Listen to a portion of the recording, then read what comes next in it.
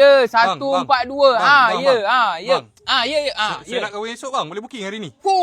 Bang, dia bagi salam dulu bang. Bang, kira jadi ni bang. Tak, dia tak macam tu bang. Tengok tempat dulu, kita pilih package dulu. Okey bang Kira jadi lah. Abang ikut saya boleh Okey, boleh. Okey bang Okey. Okey, alright jom. So abang nak kahwin esok kan? Bang. So kita dekat sini. Saya kahwin sekarang. Bang, sabar bang. Sekarang lah. Sabar, ada majlis lagi ni.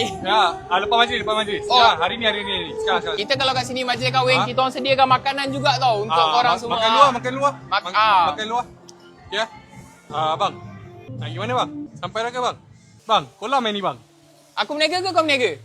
Saya kan. Itulah saya nak bagi tahu dekat abang ni. Kita ada menyediakan swimming pool juga tau dekat sini. Kira kolam ah. Swimming pool, kolam sama bang. Tengah panas bang, jangan buat hal bang. Okey bang. Mandi basah bang. Macam abang tengok tempat ni lawa gila kan. Abang nak stay bilik sini pun ada. Abang nak buat BBQ ada dekat situ. Kita ada pokok kelapa pun dekat sini kalau abang nak minum air kelapa. Kalau tak nak? Kalau tak nak, diam lah. Dia maksud saya kan, dia macam live ni dia ada choice abang. So macam abang ada choice kan. Tak nak minum tak payah kan. So diam. Kalau tak nak minum diam. Tak diam lah bro. Macam tu. Yang bilik banyak-banyak ni buat villa ke apa?